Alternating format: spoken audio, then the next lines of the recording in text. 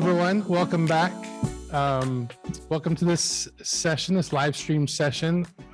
We have our special guest who's in person this week. We're very fortunate to have John Lamb, and he's going to talk about teaching in a rehearsal. And so, again, you'll want to make sure you journal, take notes, and just welcome John back.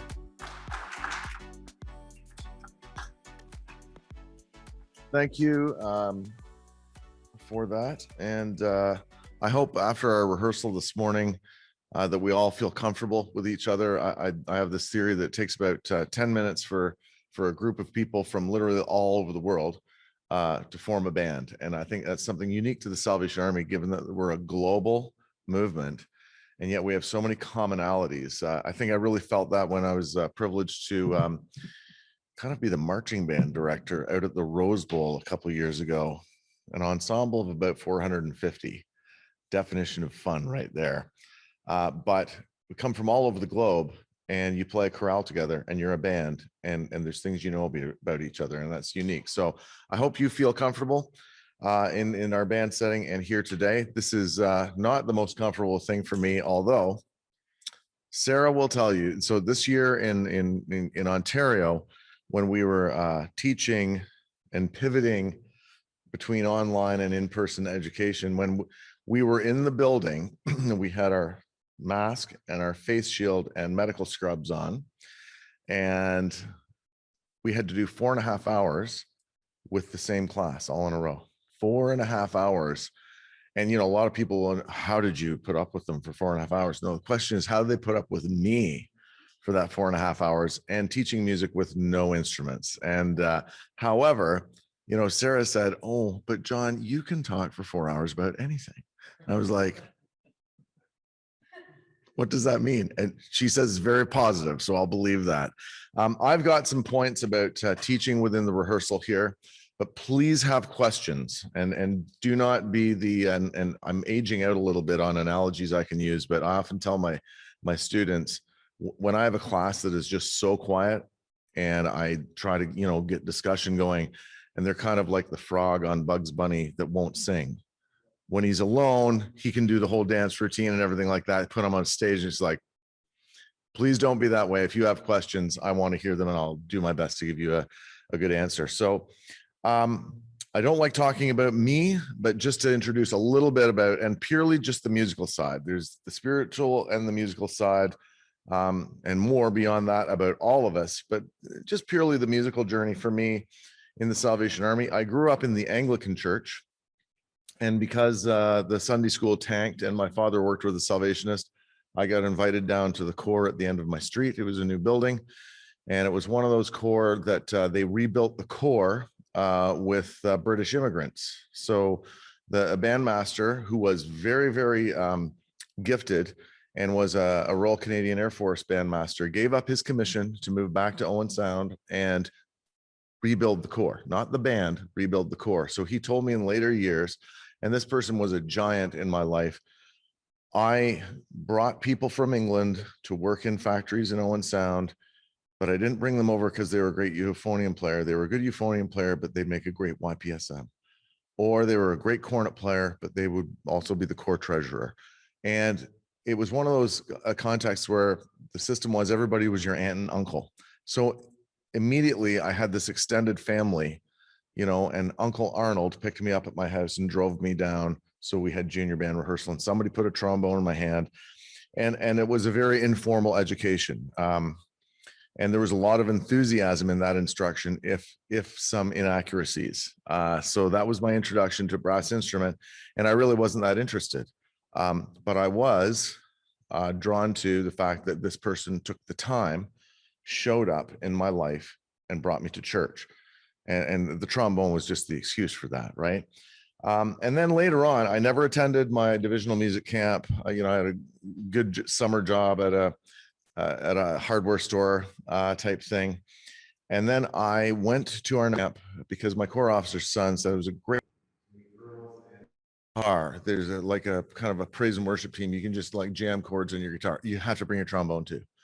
And I ended up in one of the 3 equal bands And there were some very good instructors there. And that was my first exposure to playing. I played in my core band and I played in my high school bands, and that I liked that. That was cool. And again, I think it was more that the people that showed up in my life through those contexts. But it wasn't until sitting down and playing some serious repertoire with very good instruction. And I was something like 18th chair, second trombone. And I was like, what is that? Oh, that's called a flugelhorn. Oh, and so this was a new world to me. And immediately I became passionate about music and the music. And that's more on the spiritual side. That music had a massive impression. That was a big turning point in my spiritual life. But also like Dr. Kellner said, I caught fire that year. And then I started to practice and I started to seek out more formal instruction, and which led me to study music at the University of Western Ontario, which is in London, Ontario. And we have like the continent's oldest Salvation Army band there, because the Salvation Army started in London, Ontario in Canada. And this had the privilege of, you've all heard of the Enfield Band or the Tottenham Band of the Salvation Army, very accomplished British Salvation Army band. They did a tour of North America in the mid 60s, and a bunch of them decided, I think I'm going to immigrate to Canada. So 9 of them came to Canada, all very accomplished players and leaders. And that had a massive impact for decades on the musical traditions of the Canadian territory. And in London, we had 4 or 5 of them. So Bram Gregson, whose brother is famous composer Edward Gregson, writing the contest piece in this year, very passionate and fiery, very colonial bandmaster. But just some of their star players, also not from Tottenham, but a cornet player named Tommy Wilson, who was principal cornet of the Scots Guards Band for 22 years, just totally dedicated his life to the instrument. And I was surrounded with that level of tradition and instruction and mentoring. And I believe that I learned more in that band than I did in my undergrad degree. And so that informs who I've become over the years. I credit those people and their knowledge and their passion and their dedication to passing that on. That's how somebody like me happens, right? And I also had some good mentors at Western as well. And coming out of my undergrad, I took a couple years for a performance degree, and started doing some professional playing. I toured with Les Mis for a couple of years until I decided that I don't want to wake up in a town I don't know the name of on Christmas Eve on a runway, because I've got 4 shows to do here. But it was a cool experience. And I got to do some really, really neat things, and not a remarkable player. I just worked hard on bass trombone. And one of my conductors, I was in a Philip Jones type brass ensemble called Brass Roots. And it was an exciting group to be in. We were getting a lot of work, lots of commissions written for us. And our conductor was also my education professor at Teachers College. He just kind of came up to me one day and he says, I know you love playing your trombone and you're good at it, but you really belong in a classroom. I'm like, no, seriously. He says, no, seriously. I know people like you. You'll connect with kids. So you're going to go to Teachers College and we're going to get you a job. And I'm like, okay. And that was kind of the beginning of my leadership journey. And I really looked up to him. And a lot of what I'm giving you this week, that taxonomy, that is his. That got me through my first 2 years of teaching, so I didn't jump off a cliff, right? And so, like I said, there's nothing original here. I was just blessed with good mentors. And in 1995, after 10 years of playing in London Citadel Band under the direction of Bram Gregson, I had been his deputy for 4 years, and he turned the band over to me in 1995. That was a massive responsibility, a huge learning curve. And at the same time, so I could keep playing, I had the opportunity to join the Canadian staff band, which I did. And that was kind of this comes out wrong, but my night off. If I'm sitting in that band and somebody's worried about when's the bus showing up, what are we wearing? I'm like, not my call. I'm here to play my trombone and that's it. And then in 2008, I had the opportunity to take on the leadership of that band, and I've been doing so ever since. And that's a totally different lab, 2 totally different bands. And so I've dedicated myself to lifelong learning, so that I'm always learning. I mean, just even to listen to Dr. Kellner, I met him a few years ago at TMI, and like that guy knows what he's doing. And I was the sponge soaking things up there today, and that's so that I can be effective in guiding the bands that I stand in front of. So that's my musical journey, and I'm continuing that journey. In the last 5 years, I've started to take serious piano and theory instruction. I have a theory that when you take theory in your undergrad, you're doing it because you have to, but you're sitting there going, when's rehearsal? I want to play my trombone. So you just get it done. And then later in life, in leadership, you just want to know more. What makes a color chord, and what note is it, and all this kind of stuff. So I have he's very strict. Sarah listens to my online lessons, and he's very tough on me.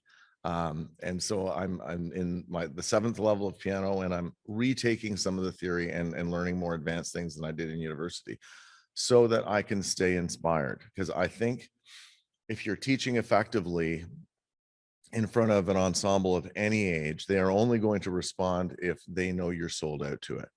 So I'm going to try to be, and I went back and got my master's at Michigan, kind of midlife, because I didn't want to be a 3rd decade teacher that coasted to the end. I've got my repertoire list. I know what works. I've done this before. And the kids kind of like reflect that. Oh, this is Vaughn Williams. He's done it before, and I'm going to mail it into you. I want to be the geek that comes in as, okay, I've just discovered this Collier kid online who like does like 18-part harmony, with a, throat singing. And because I think kids can sense that excitement if you're learning as well, and you're bringing new things and that means you can change your mind on things. I used to teach it this way, but you know why? I think I was wrong, or I'm just going to look at it from a new perspective. And Sarah and I find that our kids really purchase into that. They come to class like, what is he going to hit us with today? Right. And they will also, because of technology, they follow what you do with your bands. So I think it was a real blessing. I was teaching in an urban setting about 10 to 15 years ago, around the time of ISB 120. And the kids were very close to their teachers in that school because they'd rather be at school than at home. And when I told them, okay, I'm gone for the next 2 weeks because I'm going to tour of Europe, and then I'm going to finish it at the Royal Albert Hall in England, they're like, what, you're leaving? So they followed online what happened every day because they could. And as a result, we had about 6 or 7 people follow us to the church and become soldiers at the corps and join the songsters and the band. And that happened because I got out of the Lord's way, but because the Lord instilled this joy for what we do and the joy of teaching. And they just they wanted more of that. And they were brought to a corps there where there's lots of people like me who enjoy this and are geeks about it, and will spend time with them and show up in their life. And so I think that's one way of teaching, is be a lifelong learner, be joyful about it, be sold out to it, and it just catches on. And it requires no effort on your part other than just being those things. There's no pedagogy, smile when you say we're doing the concert B flat scale. No, and I think I'm the teacher that never got over the joy of learning hot cross buns. It's because, I taught 7th and 8th graders for 14 years, and I still had fun with that. What we're doing today, we're going to hot cross buns. Oh, great. And I think you have to be at their level and share that excitement. So that's a little bit about me. So, and again, jump in with anything, but I've got some subtitles written down here and a few point form things that I just want to discuss. And maybe this will cause you to have some questions. You'll come and find me at breakfast and then ask me about that, or in rehearsal. And just please feel free to do that, because I think that's where I'm more comfortable than behind a microphone. But I think my first category is called Know Your Context. And I think this is really important. You need to know that you're teaching a beginner band or a youth band or an adult band. And you have to be careful that you know certain things going into that. There is a little bit of science and research behind age levels and musical instruction. So if you got a bunch of 5 to 7-year-olds, or in Canada, we kind of start teaching them when they become camp age, age 7, 8, something like that. But anywhere where they're very, very young, it absolutely has to be fun. And we have witnessed and can't figure out that some of our best players that end up playing in, high level ensembles or going on to study music were initially taught by somebody who barely knew the C scale, but they were loving and they were fun and they had long note competitions, and the kids just showed up because if I learn this line, I'm getting a chocolate bar. And it's just they're drawn to the person and they don't want to let the person down. And somehow knowledge is transmitted through joy.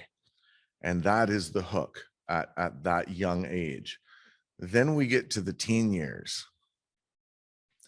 And that's a little tougher because resistance sets in, awareness of otherness sets in, and am I not going to be cool if I show that I like this? And that instructor working with that group has to see through that and still then balance fun and push. Okay.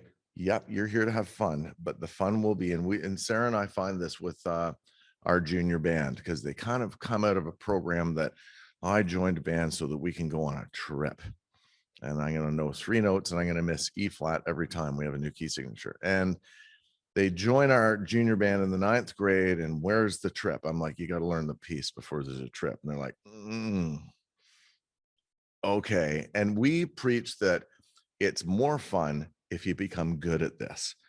And over the course of a season, when they hear themselves improving and they play a piece that they never thought they could, then they understand fun. They might not let you know that, or they'll secretly express that to you just on the way to the room. Hey, okay, just between you and I really liked that piece. Okay, but don't tell. And that's a tricky balance for youth. Is it still has to be fun, but you've got to push them to what they're going to be capable of.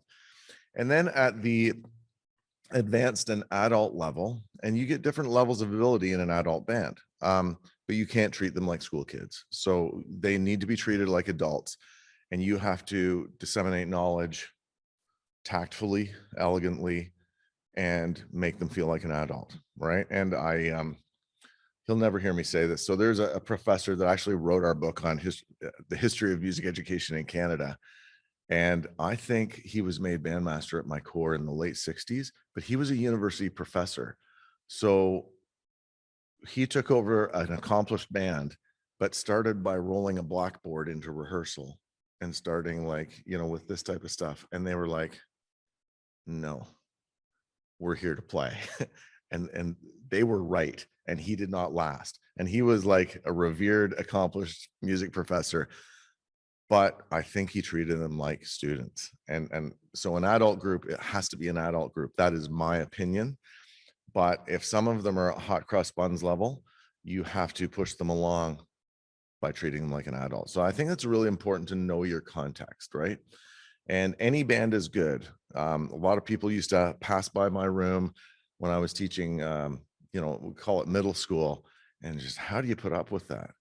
I'm like, what? Well, just, the sound they produce at this age. I'm like, they're really good for their age. Now go away. I got really offended by that because as an educator, what the rubric is for good at a certain developmental stage. And, even a parent, so what's the band playing this Christmas? They're playing a Robert W. Smith piece. Show up. You're going to be knocked out. Now go away. I got really kind of defensive about that because I didn't want them diminished. I didn't want that parent laughing it off in front of their kid.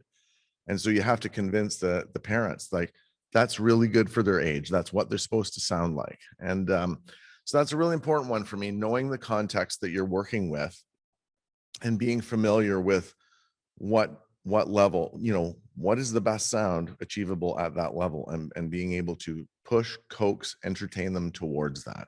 Does that make sense? Okay.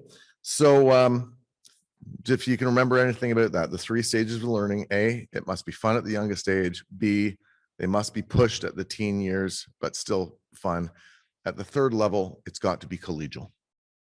Okay. And I think that's what I enjoy about my piano lessons right now, because he certainly follows what I do for a living and in the Salvation Army. And I'll come back from a concert and he's like, I know why you pick certain repertoire, because you like a flat 6, flat 7 to 1, cadential resolution. I'm like, teach me what that is, right? And it reveals to me why I choose pieces for my groups. And so that's a collegial connection that motivates me. So my second heading is plan your work and work your plan. Okay. The translation is, if you fail to plan, you plan to fail. All right. And I think Bill mentioned yesterday, he doesn't do a rehearsal plan where at 8:05 the prayer will end and we will commence hymn tune. At 8:17 hymn tune has been achieved. Now we do the march. You just have to have the building blocks in place and allow for flexibility. And as we spoke about this morning, hopefully we achieved this. You need to establish a safe environment and positive atmosphere. That means we're going to approach what we do positively, and it's safe in the room if I make a mistake, and I expect to be corrected, but in an elegant way. And we all have to be forgiving for when I crossed the line on that one because I had a bad day, or you crossed the line because you had a horrible day too. And that's being aware of knowing the temperature in the room. But establishing a safe environment, which then becomes a norm. You expect that this, and I think, Stephen Cobb and I were talking on a Zoom call, and we were thinking, what are we doing coming out of pandemic? What's going to change? He was wondering, I don't know if I can impress upon my band anymore if I can say that it's your duty to be here 48 out of 52 weekends. And I said, we've kind of always gone, when we audition a player for the core band, we kind of jokingly say, ever since the first Commodore 64 came out, we've been tracking attendance between 88 and 96%. Are you the type of person that fits into that that attendance rate? And then then it's their decision. That's a commitment, right? And so those things become norms, and that's what I call culturing in certain norms. So as I hope you saw this morning, I start rehearsal with things that develop characteristic sound and don't require technique, yet it's musically rewarding. I found it rewarding to hear the hymn tune Ascalon this morning. I think you could probably tell, and I hope you did too. It didn't require a lot of technique, but it did require you to focus on things Dr. Kellner was talking about: posture, breathing, and sound production. And I didn't mention much about characteristic sound this morning, but just answer a question for yourself. When I ask you, before you play your first note in a hymn tune or in your own personal warm-up, do you have an image in your mind of what you want to sound like? All right. Are you familiar enough with your instrument that you know what it's supposed to sound like? And probably for the better part of 5 years as a middle school band teacher, I lean over the clarinets. I need a warmer sound from your clarinet. I need it to be more reedy. Didn't realize till year 6 that the kid didn't know what I meant. What does warm sound? I thought that was science class, temperature, or reedy. What does that mean? So until you actually play that for them or show them a really high quality video or recording of, okay, that's a warm sound as opposed to a strident sound, they don't know. So this is, in the last 10 years, I really focus on, is your instrument in a brass band, is it one of the conical ones or is it cylindrical? Because there's only one set of cylindrical instruments in the brass band. That's the trombones. That means the tubing is the same size most of the way through, like a trumpet, which means it's capable of a bit more damage and a different job description sometimes, depending on the piece. Whereas a cornet and a euphonium, they're conical. Okay, the tubing immediately gets bigger, and they are not going to be capable of that strident, piercing sound. It can be loud, it can be exciting, but it's meant to be a warmer, gentler, unforced sound. I remember a famous trumpet player, played on all the Beatles tracks, and he conducted the Black Dyke Band for a while, and now his name is escaping me. James Watson came into my high school. We had him at the core band as a guest, so we always bring them into the school. And I think he played lead trumpet on the first Star Wars orchestral recording in 1997. And he came in with a trumpet and a cornet, and there's a grand piano there, British accent. He says, the cornet, I play for love. The trumpet, I play for money. And it's just, that to me said everything about the difference between his approach. It just couldn't be clearer, right? And yeah, so characteristic sound. Ask yourself, who's your hero on your instrument? And I think this gets interesting depending on the instrument you play. Because if I say, okay, for me, and I don't play the cornet, who would I want to sound like if I were a cornet player? Well, Tommy Wilson, his sound made an unbelievable impression on me. David Dawes. For some of you, it might be Philip Smith or Michael Baker, and the names go on and on and on. Trombone, too many categories. Well, is that a jazz style, or is that, you know, or orchestral Mahler, or is that like trombone shorty? And that's what's awesome about being a trombone player. It's like this huge room of choices of who you want to sound like.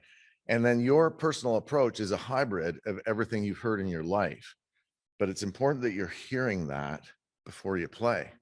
Tuba, well, Dr. Kellner mentioned Arnold Jacobs. Okay. Just, he wrote the book literally on tuba playing and wind and song and the importance of air and breathing and stuff like that. And there are lots of tuba players that you can choose from that are famous. We've had some of them as our guest, Patrick Sheridan, and that, you know, people like that. I think it becomes more difficult when I say, who's your favorite E flat horn player?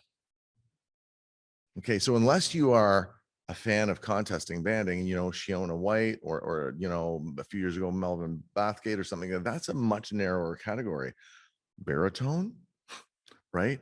And that's not to laugh at that particular instrument, but that's a much smaller market. And so you have to be a bit more of a geek to find out, like, who are the star E flat horn players on the planet and where can I get a recording?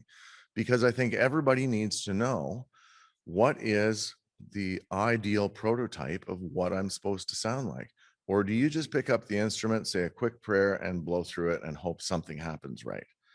And I think you'll find your playing will change if we ask you to think of something that you want to come out at the end of the bell, that you have a reference for that going into it. So characteristic sound, that's a big deal for me.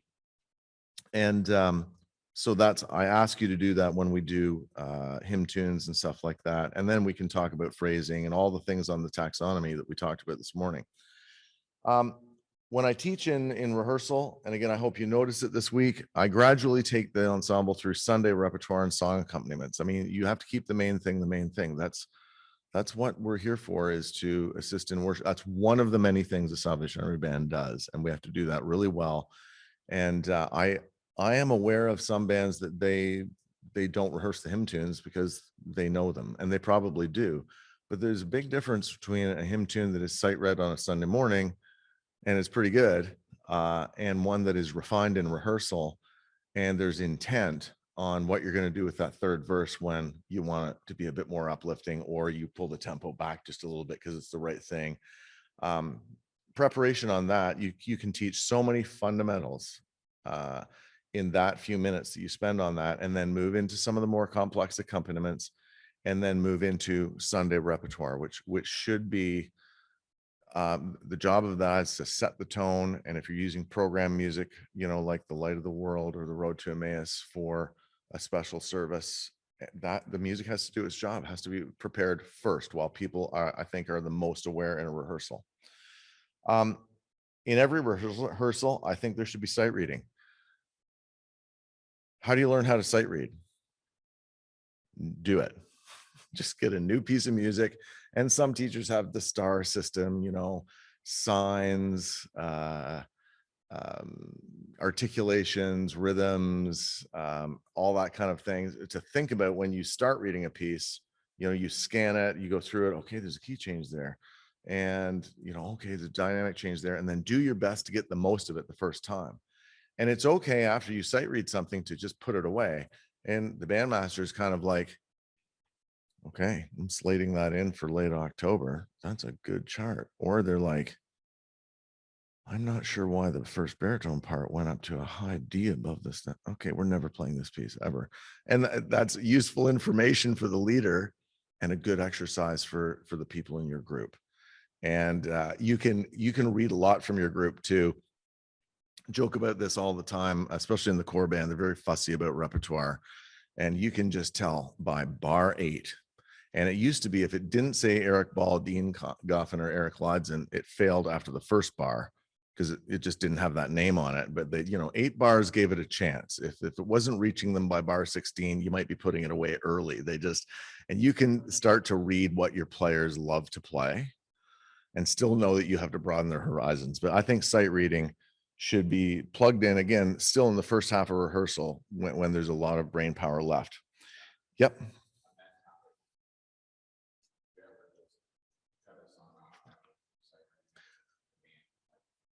Some pieces are that bad.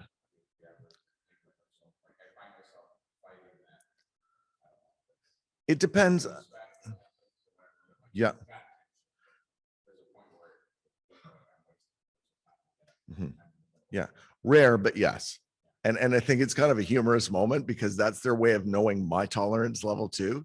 If by halfway through, I'm just like, oh man, and I'm sometimes hard. I'm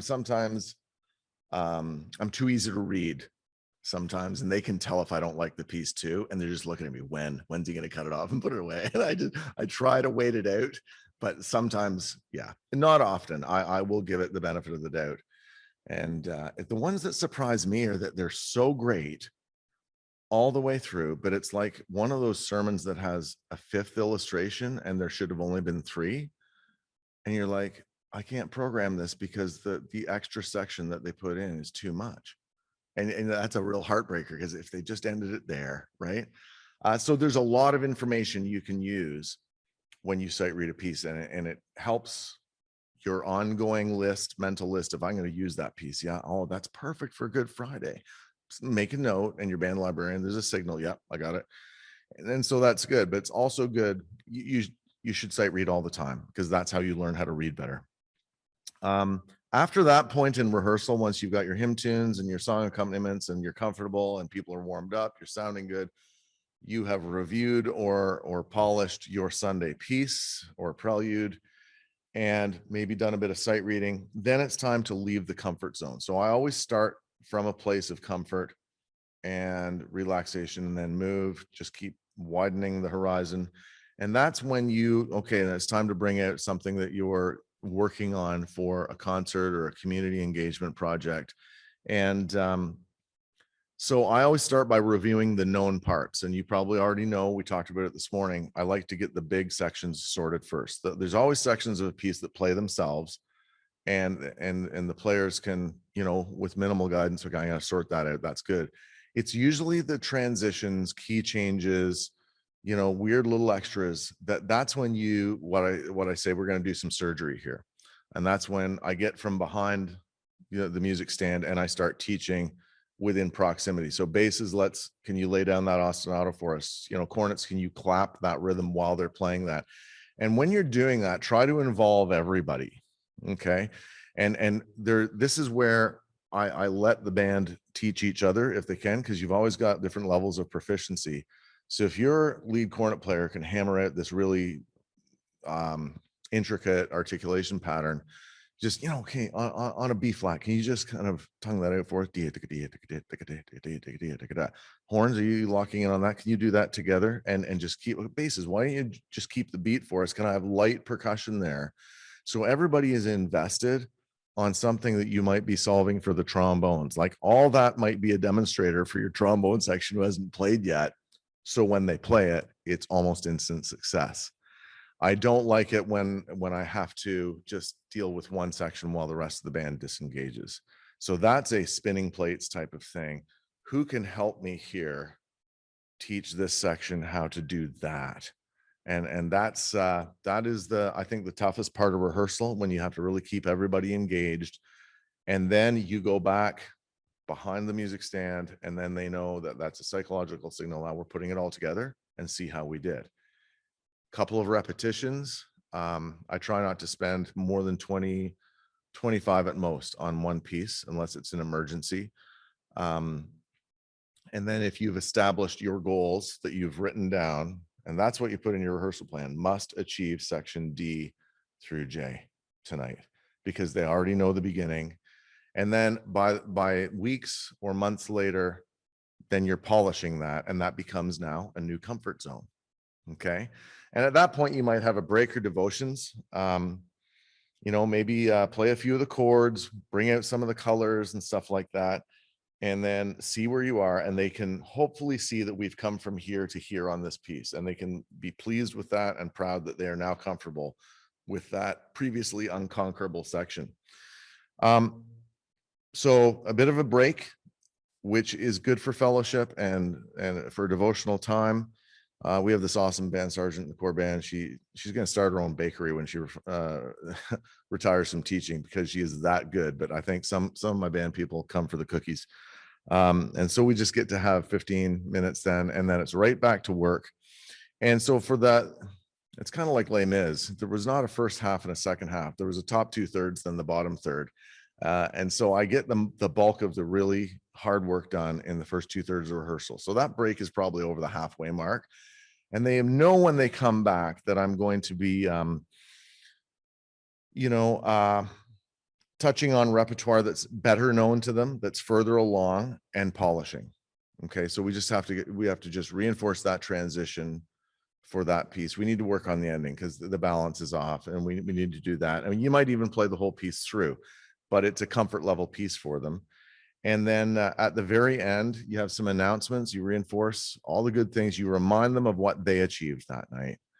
And then you end with a piece that's just satisfying to play. We read Jesus Paid It All today, and there's not much wrong with it. And hopefully it was satisfying for you to play. And I hope it felt right that we chose that piece to end rehearsal with, because it just refocuses on why we're here, right? Because Jesus paid it all. And I felt that moment today when we played that, and we're a very young band together. We've had like 90 minutes. And that is the structure of my rehearsal. I can type that up for you if you want. One of the analogies that goes with it is my conducting prof at Michigan had a picture of an ice cream cone, a really big one. And he said, a lot of people run their rehearsals from the bottom point of the cone and then have to do all these things that lead to the ice cream, which they think is the end product, right? He says, really, as the conductor, you have to be the ice cream with all the flavors and everything put in the right place that leads to the point that you want your ensemble to get to. And we're like, that's an interesting analogy that also makes me hungry. But yeah, you have to do a lot of the work. You got to work your plan so that all those things that are in place and things that you predict that you might need to do, and be flexible within that to go to a central point, the bottom of the cone, where you're going to release that to the audience and bring your players to that point of unity. And I think that's a pretty good analogy. So any questions on that? Does that make sense? All right. I can type it up for you if you want and give it out in a Dr. Kellner-esque handout. Core band rehearsal is 2.5 hours. And I'd like to think that you can get 2.5 hours out of it because they want to be there. And because it's structured, they might not be able to write down what they go through, and it's not the same every time. But I kind of gauge it by, I'm still there turning out the lights at 11 o'clock when rehearsal ended at 10:30. So people still want to stay, and it's joyful and stuff like that. If people are rushing out the door, that's a good signal to you that you might have to tweak something, right? Yes. You said your core band rehearsal is 2.5 hours. I know a lot of people in our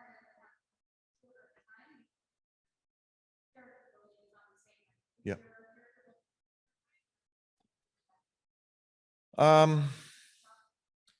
I hope I retire before this is administratively changed by somebody who doesn't value what we have there. But Songsters is on a different night, band is on a different night.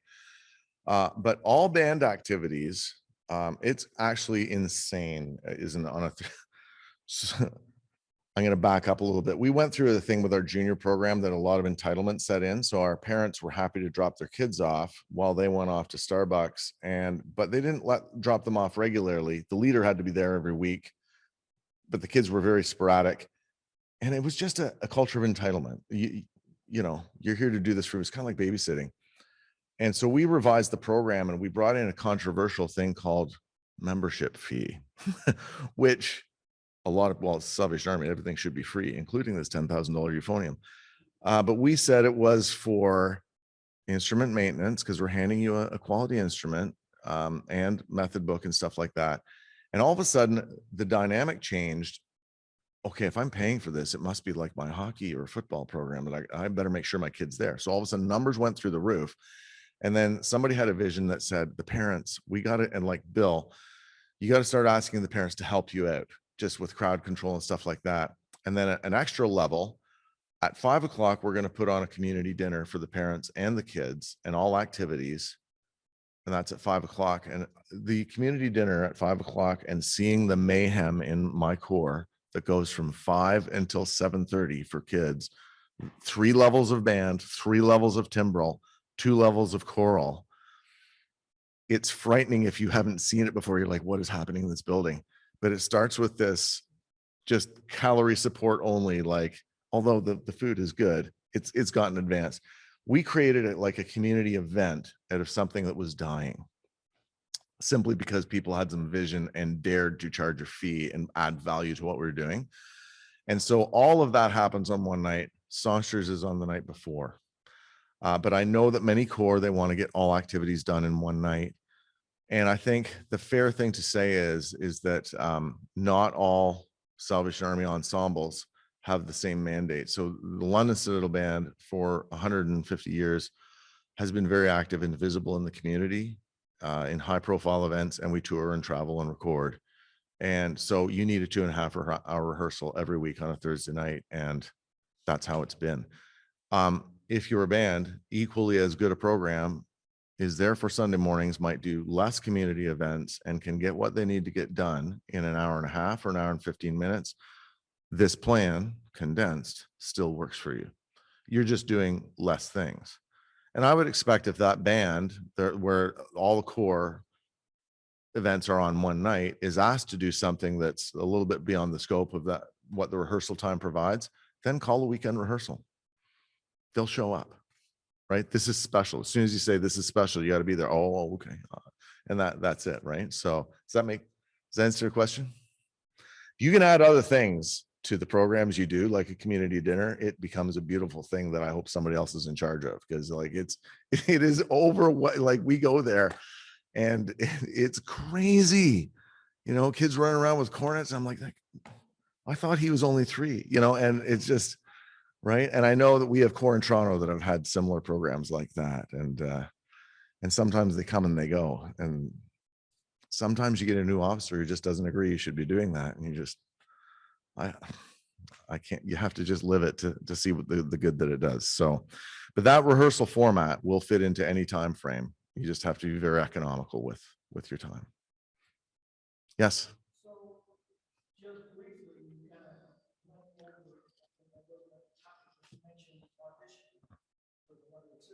Mm-hmm.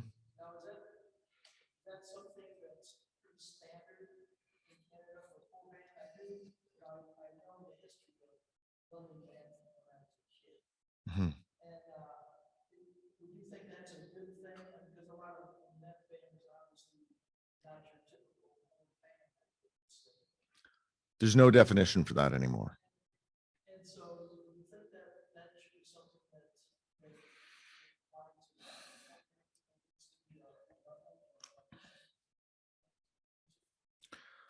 I'm using the phrase in your particular context a lot these days as we question what it will be required for membership in a Salvation Army ensemble. And my views are changing. And Stephen Cobb and I, you can tell that we had been talking about this. And we're not waiting around for somebody to tell us what we're going to do, who might not have a clue about what we are about. And that's a frustration. And if you sense any kind of edge in my voice on this, it's 26 years talking of having to defend the goodness of what we do to people who just think this is traditional, colonial, and bad. As a new bandmaster coming in after a legend, that was one of the first things. Well, surely you're not going to be like Bram Gregson and audition your players. And I'm like, I'm not going to change anything in the first year, right? Anybody who's aware of anything at all, like a new principal to a school, takes a year to find out where the bodies are buried and see what they already do. anybody who comes and changes things overnight is destined for failure and controversy and unnecessary things. So I lived with it for a while, and audition sounds like a really scary word. We use the word audition, but it's really an interview, and where will you fit? Okay, so, and I can regale you with many, many stories. There is a culture to that particular band. They want capable players. I want teachable players. I want to avoid, and we can argue about this. I don't believe it's healthy for somebody to get their senior soldiership so they can get in the band at 14. And something that happened in London, and I don't know how, is for a couple of decades, because there was an awareness in the corps and anybody who came to our corps that that's a very busy band and that's a big commitment. I'm going to make that decision to be in that adult group at age 20 when I've already been a senior soldier for the right reasons. And my life is such that I can commit to that. So I kind of didn't have to worry about it. And in a way, an audition was just where I'm going to put them so that they can succeed, right? Because not everybody's a solo cornet player.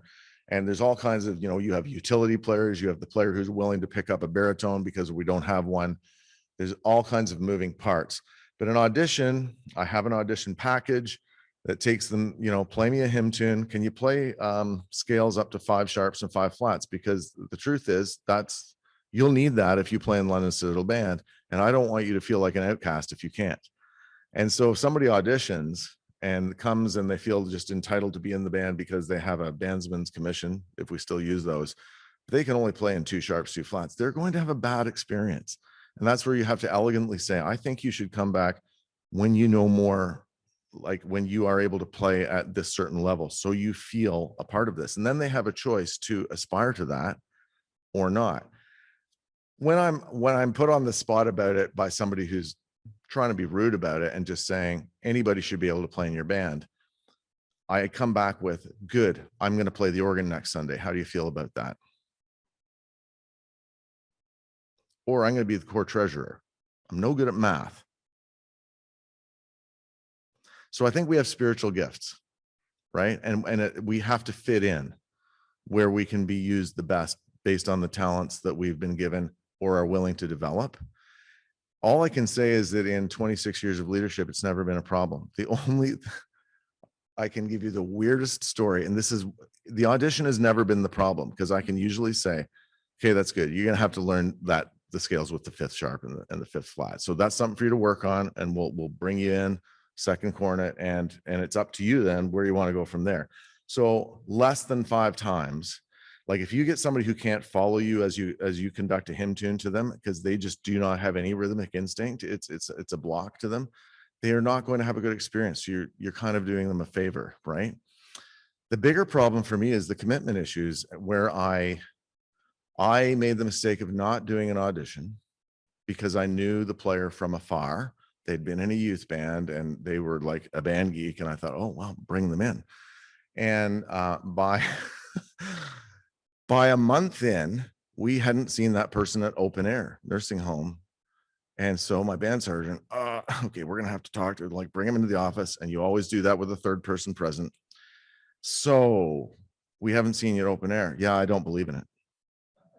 It's not relevant. Oh, okay.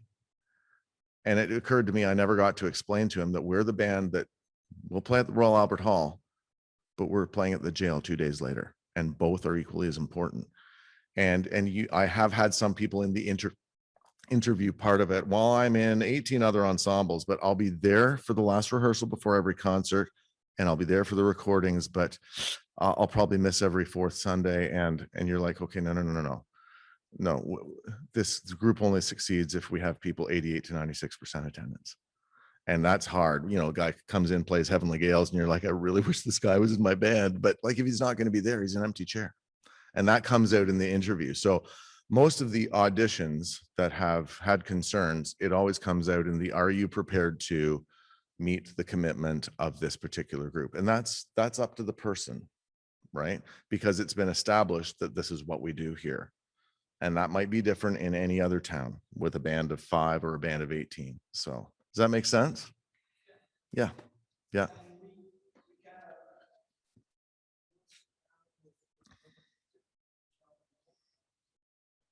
Yeah. Sit down, here are the expectations. We expect you to learn your form, we expect you to be here Mhm. X amount of time, I expect you to have that Yeah. can you make this commitment? So perhaps that's somewhat of an audition that we're, we're letting them know the expectation, but it's not we're not, what you're saying, you've got to play at this level. No, we want you to commit to this group so we can teach you. And sometimes it has to be, I love you enough to tell you that you're not at the baseline entry level yet. So then that's their decision whether they want to go out and find the way to achieve that.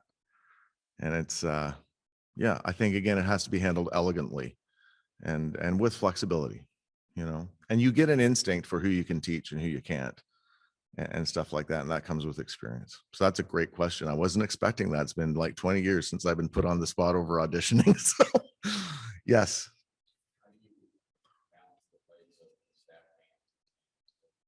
Not always well. That's not true.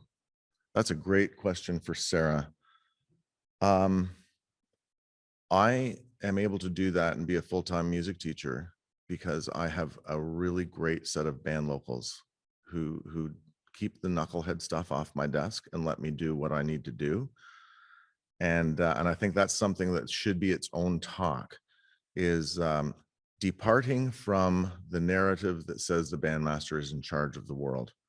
And that's a really good conversation, because the thing about the Salvation Army, I find, if you're the bandmaster, you're core local, which means we need you on the new roof committee, which means that you have to be at these two other meetings. And sometimes I have to say, I actually need to prepare the music, right? And you can easily be overdrawn.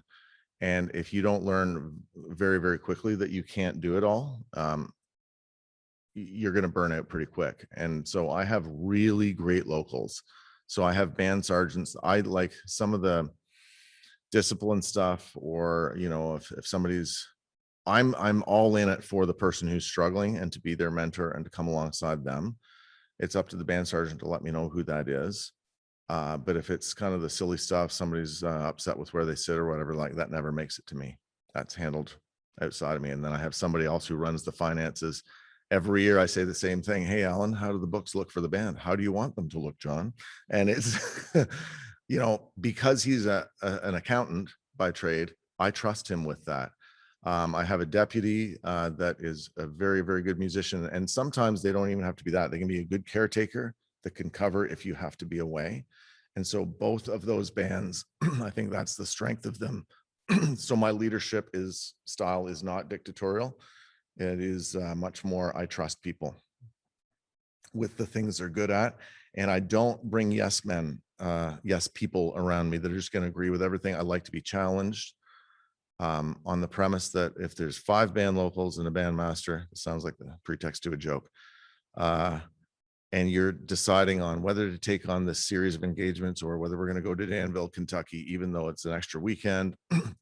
We're going to fight it out behind closed doors, and we're going to be very strong with our opinions and stick our neck out. And at the end of the day, I might have to be the deciding vote on that. And the agreement is that we get behind that decision.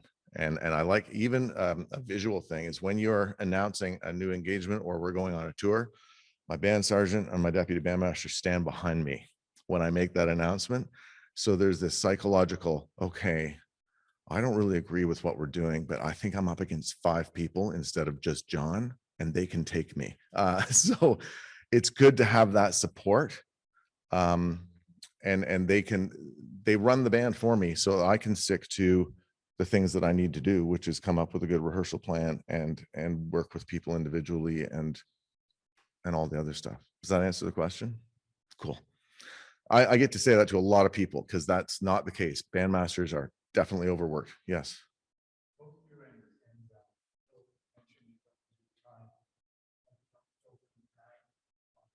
No.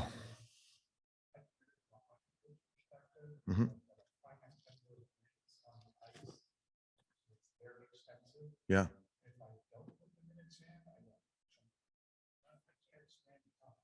But if that works for you, then do it. Okay, no, I'm asking because Lord, tell me what or what you It's not as if I'm kind of, I just go in and wing it, which is handy to be able to do anyway, because you never know what's going to happen before a rehearsal, right? Just somebody has a family tragedy, so you go and see them, and then you walk into rehearsal. And if you are not as effective in that rehearsal, your band will forgive you for that because they know that you cared enough to go and be with that family or things like that. But I put things down in blocks like I have today to facilitate the flexibility of some of these questions. And you leave gaps of time so that if something takes more time than you thought it would, and something takes less time, like sometimes you read a piece and the band just likes it, and then all of a sudden they're aware and they sight read it, and you're like, okay, good. Well, there goes that 20 minutes on to the next thing. And I think that it's organic. So I've learned, again, Sunday stuff first, fundamentals and comfort zone back to this. And sometimes you don't all get it all done. And sometimes it's smarter to leave that transition that they're not ready yet for. And I'm going to do that in a sectional, but I want to play Jesus Paid It All at the end to finish well. Right. So it's organized. I just don't put a timer on it because I can't predict if the baritones are going to be able to learn the whole note scale in that transition to the recapitulation in 5 minutes or 10. Right. Does that make sense? Cool. Okay. I'm going to move on to plan teachable concepts for each rehearsal. So know your ensemble and be able to gear warm-up material and teach meaningful and relevant concepts related to all aspects of rehearsal. And that's going to change every year. Some years you have a star cornet section and a guy who's just switched to trombone and is kind of like, okay, where's my fingering chart, right? But he's a great brass player. He just needs a few weeks to woodshed. And that's always it's like a game of whack-a-mole. It's, some things, okay, I'm going to do resurgam because my whole bass section can play the chromatic scales. Then two of them move away and you're like, okay, we're not doing that one. We're going to do this. And so you bring to rehearsal, to that fundamentals section and to your repertoire choices, things that you feel your band needs to learn. Okay. And there are often times in the cycle, and I think I enjoy this the most. And when my son was coming through the system, it's time to do Robert Redhead's suite.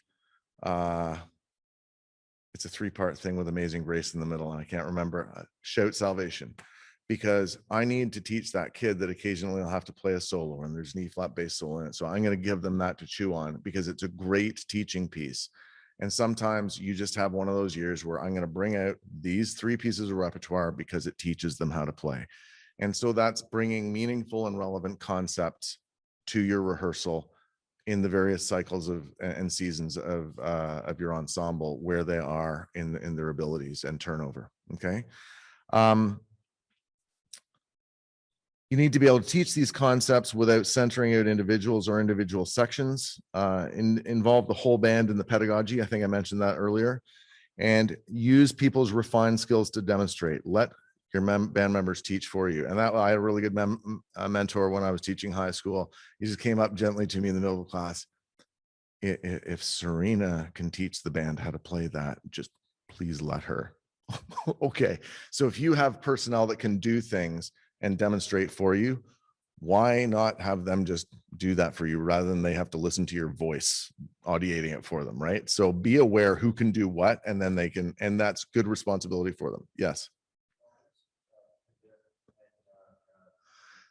Teaching. Yeah.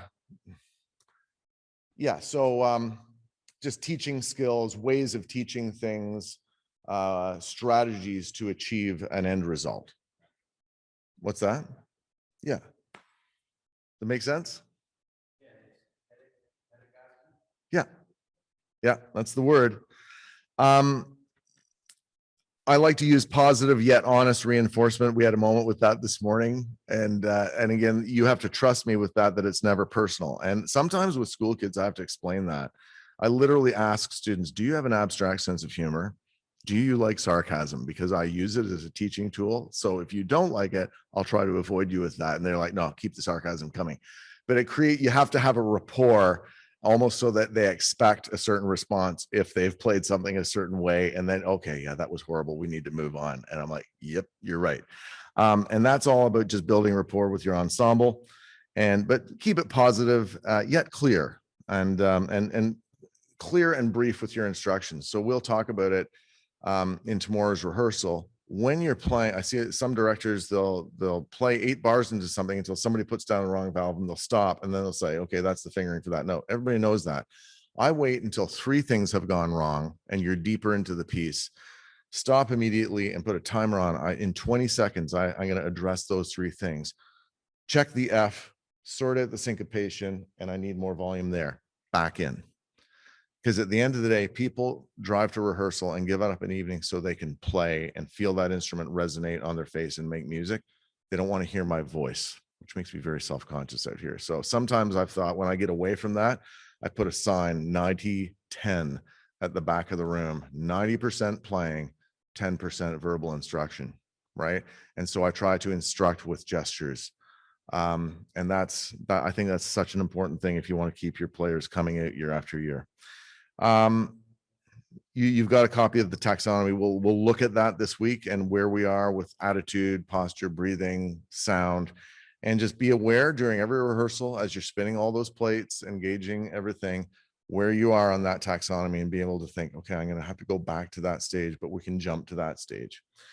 I want to talk briefly about the repertoire cycle.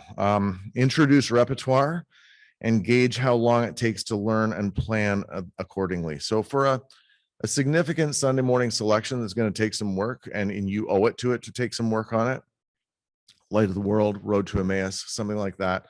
I like 3 Sundays. So you read it and establish the thin ice spots, and then bring it back the next week so they've worked on it, and then start to polish it, and then the 3rd Sunday review it, and then you play it.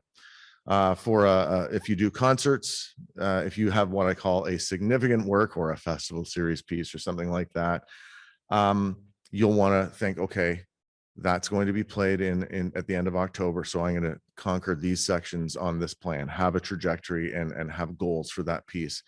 And with what I call, with pieces like that, I think it's important, if you take on a significant work that's going to have an impression on an audience and on the band, and it's going to speak to you spiritually and musically, I think you need to cycle that into your repertoire and play it, somewhere early in the season, play it somewhere after Christmas.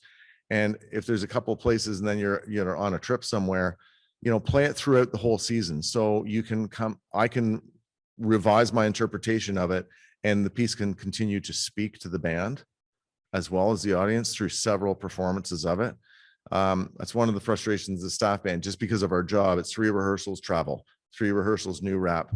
Sometimes we don't get to live with pieces long enough. And I was just getting into that. I really want to play that again, but we have to change gears. With a core band, you can live with something a little bit longer, and maybe even keep it in the repertoire for a couple of years, and be able to know when the band wants to move away from it as well. Okay.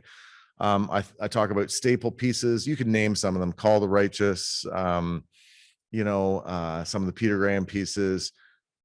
You'll want to perform those for a season and then bring them back 4 years later, because it's just always good to bring those pieces, because it's like Beethoven and Mozart. They're never going to age out. Some pieces are kind of like the flavor of the week, and it was great, and then they never get played again. But then there's Symphony of Thanksgiving and the Call of the Righteous stuff. That is standard staple repertoire, and we owe it to the generations to be played. I remember I won the lottery for ISB 120. I was so busy thinking about the tour that I wasn't ignoring all the emails from England, but there were many of them, so I just kind of read them. Didn't even occur to me that I got to conduct the massed staff bands at the Albert Hall. I just kind of had to reread that. And I looked. My name was beside a piece called In Quiet Pastures. I won the lottery. It is just a beautiful Ray Steadman Allen piece. And so I ran through it 2 weeks before we went to England. And one of my youngest players came out and said, "John, that's a great piece. Are there other pieces like that in the repertoire?" I was like, I haven't been doing my job. Everybody needs to play those staple pieces.